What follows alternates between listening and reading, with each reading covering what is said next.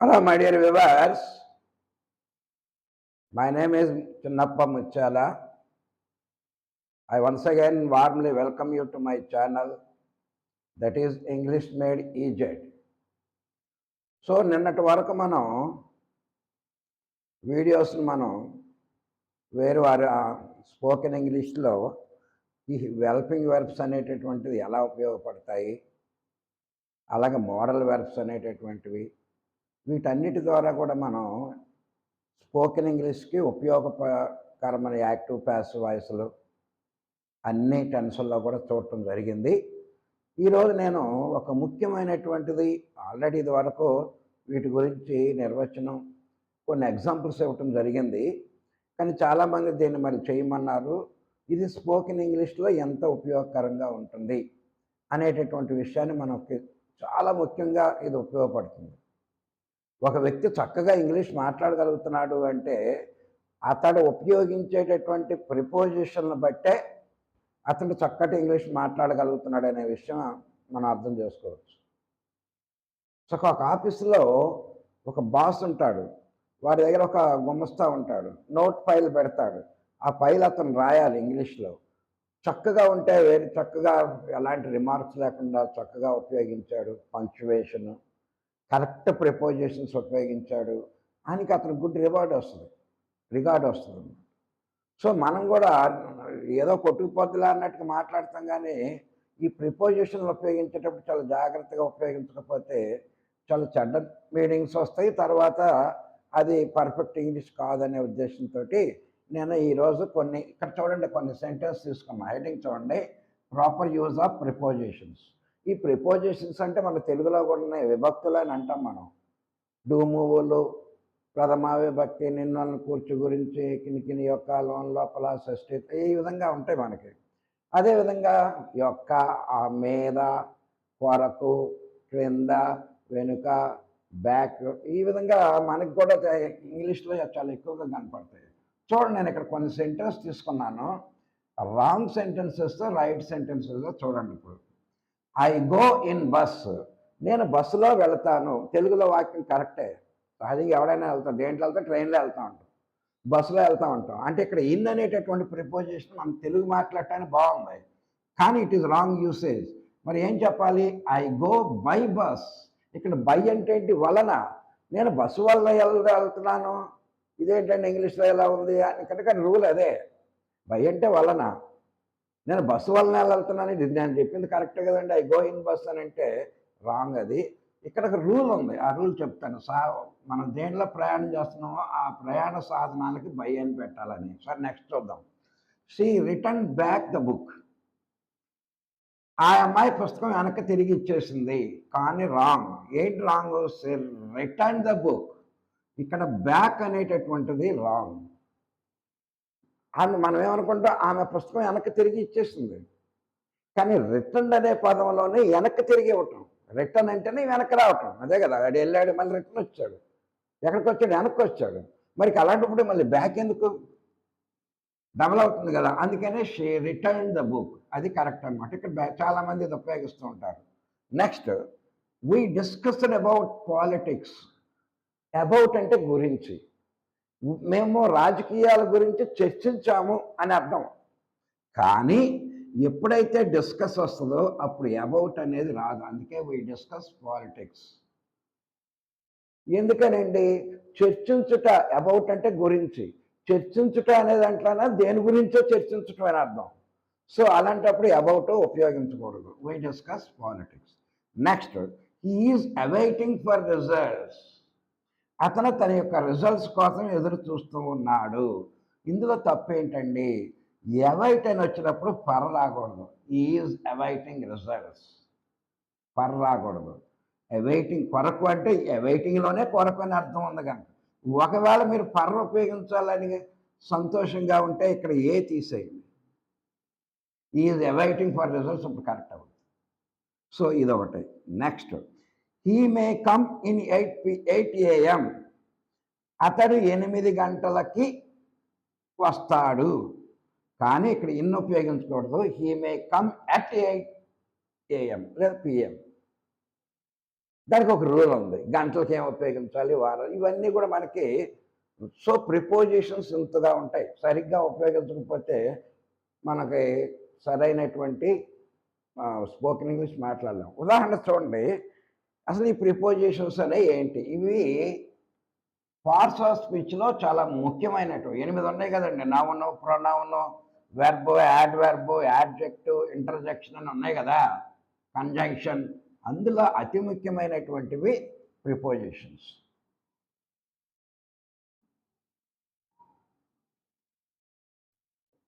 ఇక్కడ కదా on, at, for, from, since, under, above, about, of, from, to, ఇలా చాలా ఉంటాయి. మహా అయితే ఒక 20, ఎక్కువే ఉండలేమండి. ఇలాంటివి అనమాట. ఆన్ అంటే మీద, ఎట్ అంటే, వీటి ఇక్కడ అర్థాలు వేరు. ఆన్ అంటే మీద, ఇది చూడండి ఇక్కడ, ఆన్ అంటే మీద.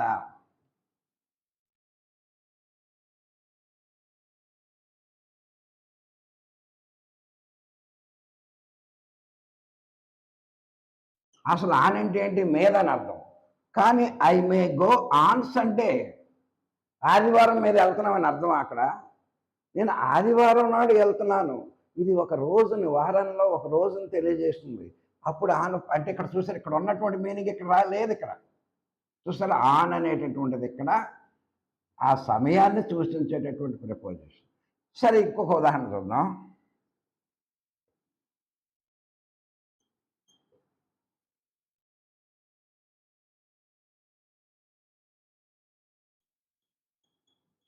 Table. The book is on the table. పుస్తకము టేబుల్ మీద ఉన్నది. అంటే ఇక్కడ ఆన్ అనేటటువంటి దేన్ని తెలియజేస్తుందండి? The relation between a noun and another noun. ఇక్కడ టేబుల్ అనే నౌన్ ఉంది, ద బుక్ అనేటటువంటి నౌన్ ఉంది. ఇక్కడ ఈజ్ అనే ఒక వెర్బ్ మాత్రమే. ఇంకా అన్నీ తెలుసు, ఆన్ ప్రిపోజిషన్. దీని అర్థం మీద. ఇక్కడ కరెక్ట్ అర్థం వచ్చింది.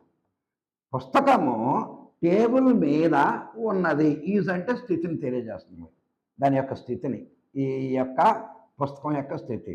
సో ఇక్కడ బుక్ అనేటటువంటి నౌనికి, టేబుల్ అనేటటువంటి నౌనికి గల మధ్య సంబంధాన్ని ఆన్ అనేటటువంటి ప్రిపోజిషన్ తెలియజేస్తుంది. అంటే ఏంటి? ఈ ప్రిపోజిషన్లన్నీ కూడా నౌనికి ఇంకొక నౌనికి, లేదా ఒక ప్రొనౌన్కి ఇంకో ప్రొనౌన్కి, లేదా ఒక నౌన్కి ఇంకో ప్రొనౌన్కి, వాటి మధ్య నుండే రిలేషన్ని తెలియజేసే వాటిని మనం ఏమంటామండి? ప్రిపోజిషన్ అంటాం. ఉదాహరణకి ఇక్కడ ఆన్ తీసిపడేయండి, లేదనుకోండి. The book is the table. పుస్తకము టేబుల్ అయి ఉన్నది. ఎలా? Is it possible? పుస్తకం టేబుల్ ఎట్ అవుతుంది? అది వేరే, ఇది వేరే. అది వేరే మెటీరియల్, ఇది వేరే మెటీరియల్. సో ఈ రెండిటికి పూర్తి అర్థాన్ని ఆన్ అనేది ఇవ్వటమే కాకుండా, ఈ రెండిటికి మధ్య ఉండేటటువంటి సంబంధాన్ని ఆన్ అనేది తెలియజేసింది.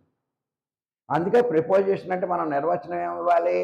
It denotes the relation between a noun and another noun, or a pronoun and another pronoun, or noun or pronoun.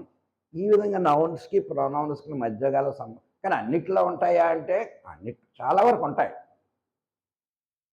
అర్థమైందండి? ఇది ఇంకొక ఉదాహరణ చూద్దాం సింపుల్గా.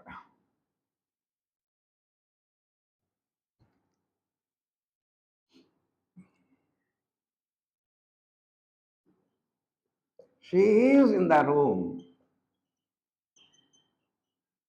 మొత్తం మనకు అన్నీ తెలిసేస్తుంది, గ్రామర్ అంతా. ఓహో, ఈజ్ వెర్బ్, ఇదిగోండి ప్రిపోజిషన్, ది ఆర్టికల్, వీటి గురించి కూడా వచ్చేస్తుంది, మనకు తెలిసిపోయింది.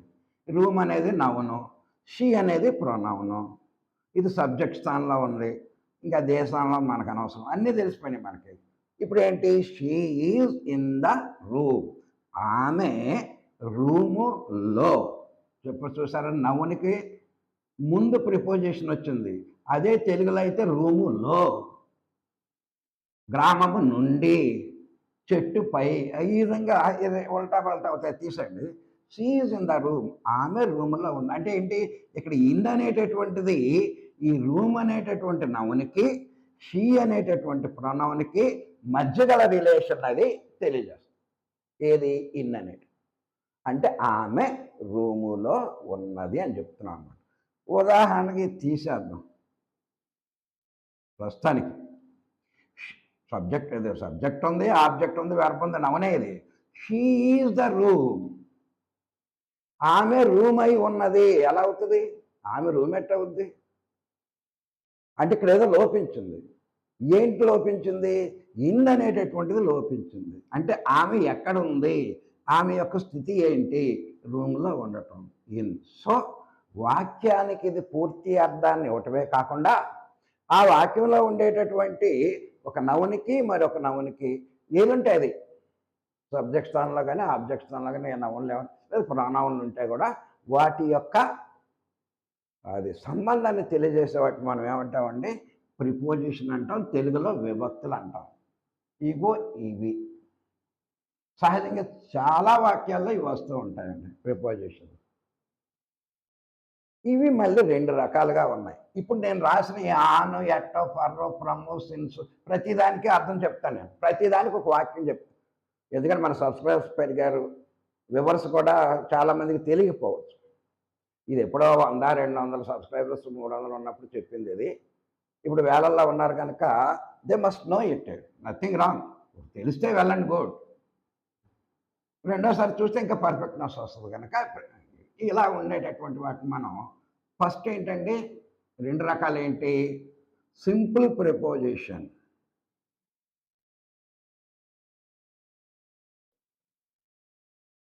అంటే ఒకే ఒక పదం ఉంటుంది.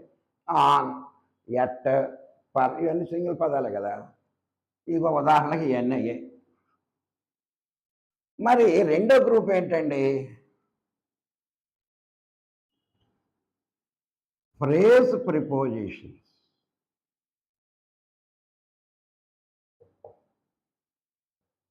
కొన్ని అక్షరాల సముదాయాన్ని, ఒక పదాన్ని మనం ఫ్రేజ్ అంటాం. ఆ ఫ్రేజ్ పక్కన ఈ సింపుల్ ప్రజెంట్ అదే ప్రిపోజిషన్లో ఏదన్నా ఉందనుకోండి, అప్పుడు మనం వాటిని ఫ్రేజ్ ప్రిపోజిషన్ అంటాం. ఉదాహరణ చూడండి, ఆన్ అకౌంట్ ఆఫ్. ఈ అకౌంట్ ఆఫ్ అనేది ఫ్రేజ్. అటు ఇటు కూడా ప్రిపోజిషన్ ఆన్, ఆఫ్ అని వచ్చింది కనుక ఆన్ అకౌంట్ ఆఫ్. వీటి పూర్తి అర్థాలు మారిపోతాయండి. ఇక్కడ ఆఫ్ అంటే యొక్క, ఆన్ అంటే మీద, ఆన్ మీద, అకౌంట్ మొత్తము, యొక్క అలా అర్థం చేసుకోకూడదు. ఈ మూడు కలిసిపోయి ఆ కారణము చేత అని ప్రేజ్. చాలా కష్టం ప్రేజ్ ప్రిపోజిషన్. ప్రతి గ్రామర్లో వాటి మీద ప్రశ్నలు అడుగుతాడు. ఈ ప్రేజ్ ప్రిపోజిషన్స్ ఉపయోగించి మనం ఇంగ్లీష్ మాట్లాడితే చాలా అద్భుతంగా కూడా ఉంటుంది. అలాగే on behalf of, on behalf of, అతని తరపున, దాని తరపున. I came to meeting on behalf of my father. నా నాన్నగారి తరపున, ఆయనకి ఏదో బాగోకపోవటం ఏదో జరిగింది, మీటింగ్కి నువ్వు వెళ్ళరా అంటే నేను ఎవరి తరపున వచ్చాను? Kohli is playing on behalf of Rohit Sharma. లేదా Kohli is appointed as a captain on behalf of Rohit Sharma. Rohit Sharma తరపున ఇతను క్యాప్టెన్గా నియమించబడ్డాడు. ఈ విధంగా ఆన్ బిహాఫ్ ఆఫ్, అతని తరపున.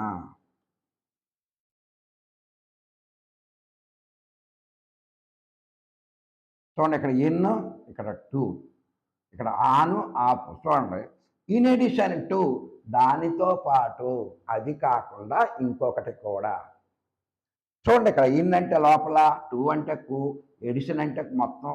ఈ మూడింటికి వేరు వేరే అర్థాలు తీసుకోకండి. ఇవన్నీ కలిసిపోయి వేరే అర్థం వస్తుంది. అప్పుడే దాన్ని మనం ప్రేజ్ ప్రిపోజిషన్ అని అంటాం. ఇన్ ఎడిషన్ టు అంటే దానితో పాటు. I had a car in addition to a bike. నాకు కారుతో పాటు బైక్ కూడా ఉందని. సో ఈ విధంగా ఇవి 20-30 ఉంటాయి. ఏది ప్రేజ్ ప్రిపోజిషన్స్. వీటిని ఉపయోగించడం వల్ల చక్కగా బ్యూటిఫుల్ ఇంగ్లీష్, అవతలాడు కూడా చక్కగా అబ్బా కొత్త పదాలు ఉపయోగిస్తున్నాడు, చాలా బాగుంది అని. సరే మనకు ఈ తర్వాత చూద్దాము. ఫస్ట్ మనం సింపుల్ ప్రిపోజిషన్ చూద్దాం.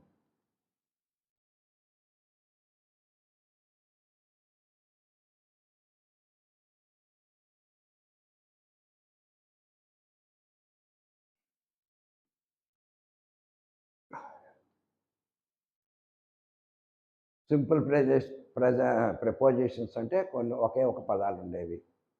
వీటి యొక్క నిర్వచనం ఏంటంటే ఆ వాక్యంలో ఉండే ఒక నౌన్‌కి, ఇంకో నౌన్‌కి, లేదా ఒక ప్రొనౌన్‌కి, ఇంకో ప్రొనౌన్‌కి మధ్య గల సంబంధాన్ని తెలియజేస్తాయి. ఇవి ఉండవలసిన చోట ఉండకుండా వాక్యం రాసామంటే భూతార్థాలొస్తాయి, చెడర్థాలొస్తాయి. చెడంటే షీ ఈజ్ ద రూమ్, ఆమె రూమ్ అయి ఉన్నటువంటి తెలుస్తుంది. నేను రూమ్ అంటే యూజ్ చేసుకోవాలి అని. She is in the room, మహావేరిగా నేను రూమ్‌లో ఉన్నాను నాయన, అదనమాట. సో ఇక్కడ మనం చూద్దాం ఏంటేంటి వస్తాయి.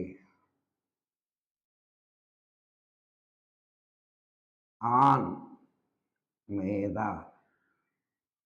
సింపుల్గా ఆల్రెడీ రాసాం.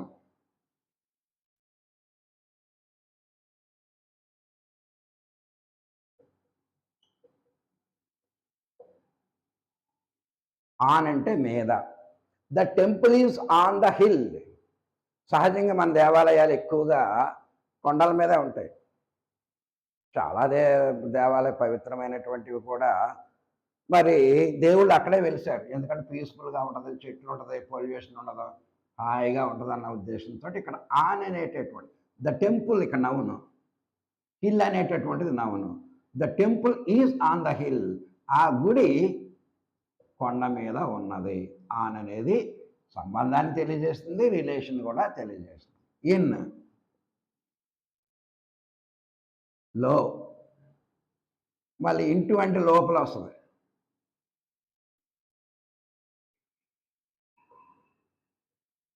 C works in TCS.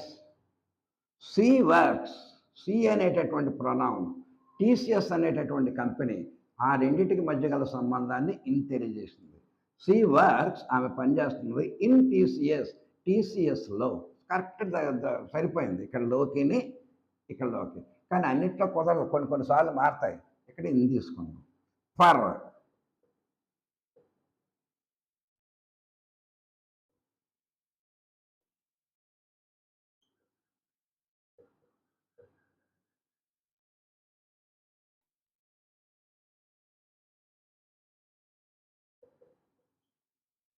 I am looking for fresh fish. బజార్లో తిరిగేస్తున్నాడు అటు ఇటు. ఇందులోకి ఇటు ఫ్రెండ్ వచ్చాడు, ఏట్రా అలా అలా తిరుగుతున్నావు అంటే, ఈ మంచి చేపలు ఎక్కడ దొరుకుతాయి అని చూస్తున్నాను రా అంటాడు. ఫర్, కొరకు. లుకింగ్, దేనికోసం చూస్తున్నాడు? ఫిష్ మంచిది దొరుకుద్దా అని చూస్తున్నాడు. I'm looking for some beautiful, ఏదైనా పెట్టుకోవచ్చు మనం. ఫర్ అంటే కొరకు అని అర్థం. సారీ. ఎట్, వద్ద అని వస్తుంది.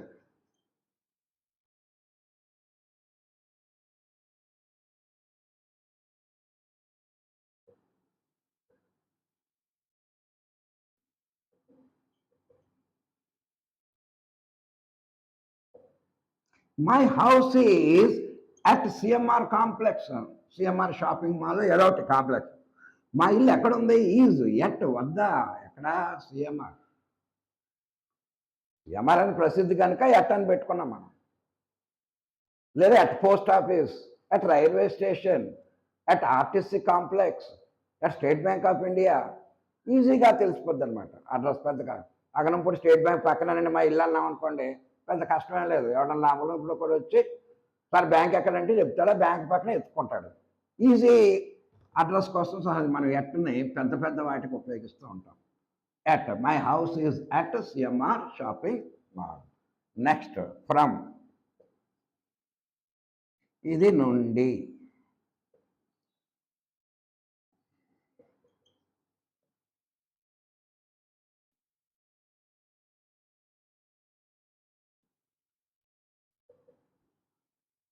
He is coming from America.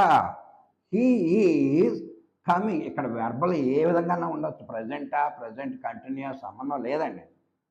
వాక్యంలో ప్రిపోజిషన్ ఉందంటే దీని డ్యూటీ ఏంటంటే ఇక్కడ సబ్జెక్ట్ ఏది ఉంది, ఇక్కడ సబ్జెక్ట్ ఈ అనేటటువంటి ప్రొనౌన్ ఉంది.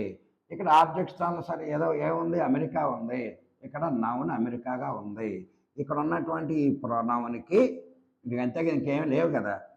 ఈ అతడు ఎక్కడి నుంచి వస్తున్నాడు, అమెరికాని వస్తున్నాడు. అమెరికా అనే నౌన్కి ఈ అనేటటువంటి ప్రొనౌన్కి ఫ్రమ్ దాని ఉన్న రిలేషన్ తెలియజేస్తా. అంటే ఈజ్ కమింగా, హ్యావ్ గానా, హ్యావ్ బీన్ ప్లేయింగా, దానికి వెర్బ్తో సంబంధం లేదు. ఇక్కడ వెర్బ్ వదిలేయండి. ఫ్రమ్ అతడు అమెరికా నుండి వస్తున్నాడు. ఇక్కడ ఫ్రమ్ అనేటటువంటిది వాడు ఎక్కడి నుంచి వస్తున్నాడు అనేటటువంటిది తెలియజేస్తుంది. Next by. నిన్నటి దాకా దీన్ని ఓడగొట్టే మనం యాక్టివ్ ప్యాసివ్ బై అంటే వలన, చేత.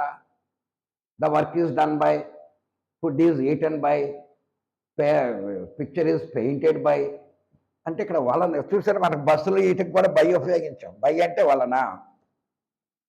మళ్ళీ వీటిని క్లియర్గా ఎక్స్ప్లెయిన్ చేస్తాం. ప్రస్తుతం డైరెక్ట్ అర్థాలు మనం రాస్తున్నాం. టయాన్ని సూచించే ప్రిపోజిషన్లు కొన్ని ఉన్నాయి. On, in, at, per. ప్లేసులను సూచించేవి ఉన్నాయి, ఇన్, ఎట్. వస్తువులను సూచించేది ఆ వస్తువులు ఉపయోగించే వాడికి బై, విత్ ఉన్నాయి. అవి మళ్ళీ వేరే చూద్దాం, కంగారేం లేదు. సో ఇటు మనం ఇలా వాడుకట్లో ఉపయోగించుకోండి. By. The room is swept by the servant. Madam ఏదో ఒకటండి. The room is swept by. ఆ రూము సర్వెంట్ చేత తొడవబడినది. Sweep, swept, swept. ఇక్కడ స్వెప్ట్ ప్రజెంట్ టెన్సా, పాస్ట్ టెన్సా, ఇది నువ్వేం చూడవసరంలా. ఇక్కడ రూము, ఇక్కడ సర్వెంట్, ఇక్కడ బై. సరే మరి బై తీసేద్దాం. The room is swept the servant. చూడండి ఎంత గౌరవమైన మీనింగ్ వచ్చింది. రూమ్ అట సర్వీస్, సర్వెంట్ కానీ చూసేసింది. చూడండి ఇక్కడ the room is swept. Room ఊడ్చింది సర్వెంట్ని. సర్వెంట్ రూమ్ని ఊడవాలి, రూమ్ మీద సర్వెంట్ని ఊడటం ఏంటి? సో మీరు వేరే బ్యాడ్ మీనింగ్ వచ్చింది. సో ఇక్కడ బై పెడితే అప్పుడు సంపూర్ణమైన మీనింగ్ అవుతుంది. The room is swept by. చూసారండి? ఈ విధంగా ఇంకా కొన్ని చూద్దాం.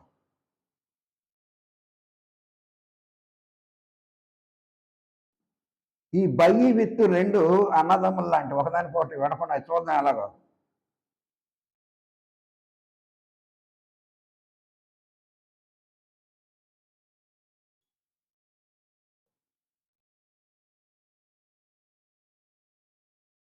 He came to church.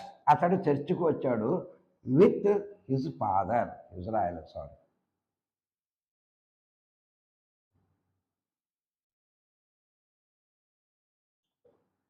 He came to church. అతను చర్చికి వచ్చాడు. విత్ హిజ్ ఫాదర్, తన తండ్రితో. ఇక్కడ విత్ అనేది తో. ఇక్కడ అతడికి, అతని తండ్రికి మరియు చర్చికి మూడు ఉన్నాయి. హిజ్ ఫాదర్ ఉన్నాడు, ఈ అనే ప్రొనౌన్ ఉంది, చర్చ్ అనే నౌన్ ఉంది. ఈ మూడిటికి సంబంధాన్ని ఇక్కడ విత్ అనేటటువంటిది తెలియదు. అర్థమైందండి? సో ఇంకా కొన్ని చూద్దాం.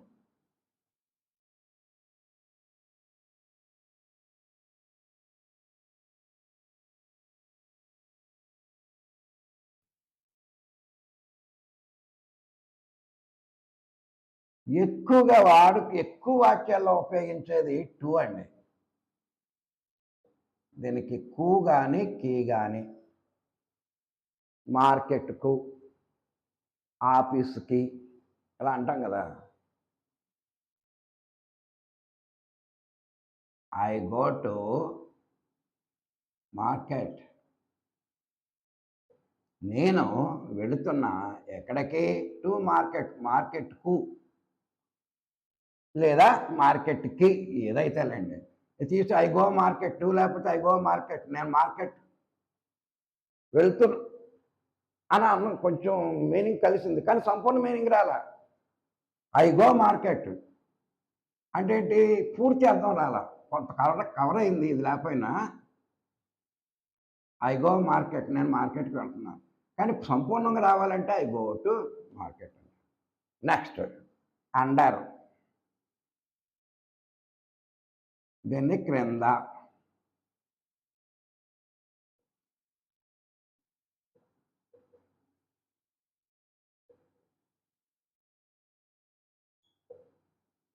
The cat is under the table. పిల్లి టేబుల్ కింద ఉన్నది. అక్కడ పిల్లి ఎక్కడ ఉంది? టేబుల్. అక్కడ పిల్లికి టేబుల్కి ఈ అండర్ అని చాలామంది అవన్నీ మాకు వచ్చు కదండి ఎందుకండి అని అనుకోవచ్చు. కానీ ప్రిపోజిషన్లు ఇలా ఉపయోగించబడతాయి అని చెప్పడం కోసం. అండర్ అంటే క్రింద. తర్వాత అబౌట్, గురించి.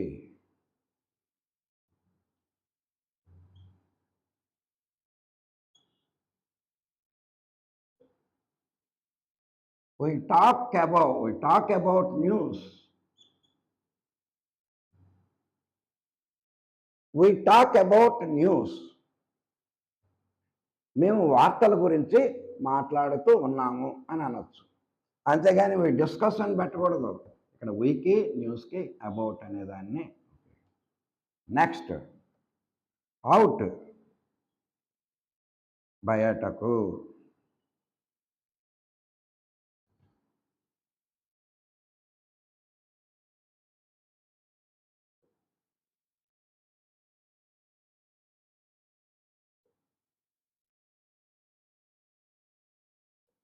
He is going out. అతడు బయటికి వెళుతున్నాడు. ఇక్కడ అవుట్ అనేది తెలియజేస్తుంది. లేదనుకోండి ఈజ్ గోయింగ్, వెళ్తున్నాడు ఎక్కడికి అనేది లేదు కదా మనకి. అవుట్. Next since. ఈ ఫ్రమ్ అంటే ఎలాగో సిన్స్ అంటే కూడా అదేనండి, నుండి అనే అర్థం వస్తుంది.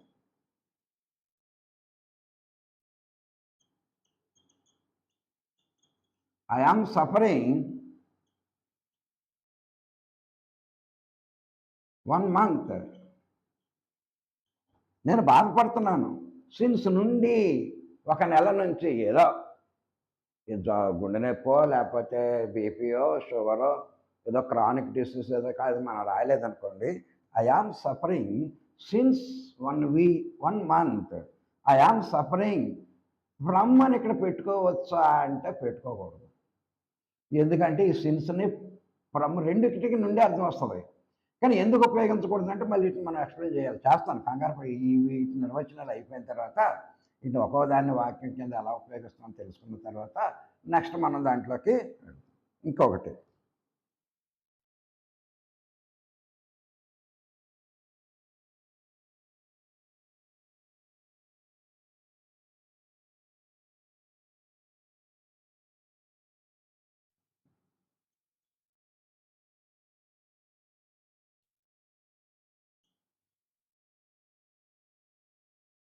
The plane is going over the clouds.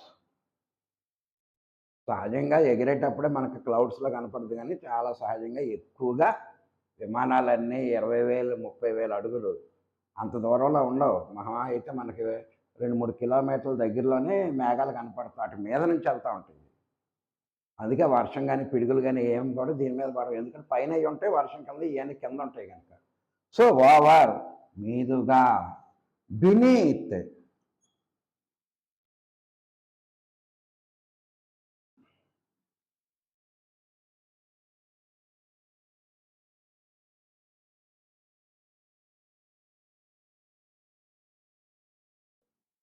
Under అంటే క్రింద అన్నాం, బినీత్ అన్న కూడా క్రిందే. ఏటి కింద? కొంచెం కింద, బాగా లోతుకెళ్ళిపోయానుకోండి బినీత్ అంట. చూడండి బినీత్ అండి. వి ఫైండ్ పెరల్స్, పోల్స్ అనాలి సరే. We find pearls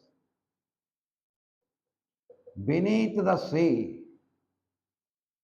under the sea అంటే 1 కిలోమీటర్ లోనికి వెళ్తే అండర్ అనుకోవచ్చు. అదే అక్కడ దొరకవు, అవి వెళ్ళి నేలను అంటుకుంటాయి. మన హిమాలయ పర్వతాలు 8,800 అడుగులు ఎంతో, 8 కిలోమీటర్లు ఎత్తే దాన్ని ముంచినా కానీ కొన్ని ప్రాంతాల్లో సముద్రం మేరియానా ట్రెంచ్ అని ఉంది పసిఫిక్ మహాసముద్రంలో. ఈ హిమాలయ పర్వతాన్ని తీసుకెళ్ళి ముంచినా కానీ ఇంకా నీళ్ళు పైనే ఉంటాయి, అంత లోతుగా ఉంటుంది. మరి మన ముత్యాలు ఇవన్నీ దొరకాలంటే బినీత్కి వెళ్ళిపోవాలి. బినీత్ అట్టడికి వెళ్ళిపోవాలి. అంటే భయంకరమైన క్రింద, చాలా క్రిందనమాట. ఇక్కడ బినీత్ అంటే క్రిందే, కానీ అట్టడుగున అని పెట్టుకోవచ్చు. Deepest point, అబైస్. సో ఈ విధంగా మనకి సింపుల్ ఆల్మోస్ట్ కవర్ చేశాను. వీటి తెలుగు అర్థాలు కూడా మన వాక్యం. కానీ గ్రూపుల కింద ఏది ఎప్పుడు ఉపయోగించాలి, ఏది ఉపయోగించకూడదు అనేటటువంటిది రేపు మన సింపుల్ ప్రిపోజిషన్లో what must be used and what must not be used, ఏది ఉపయోగించాలి ఏది ఉపయోగించకూడదు అనేది మనం రేపు క్షుణ్ణంగా తెలియదు. ఇది చాలా ఇంపార్టెంట్ అండి. బాగా ఫాలో అవ్వండి, అంతా చివరి వరకు చూడండి. So that is it for today. If you like my video, I request all my viewers and subscribers, please share to your friends and try to increase subscribers. Like it and share and bless my video. Okay? Thank you.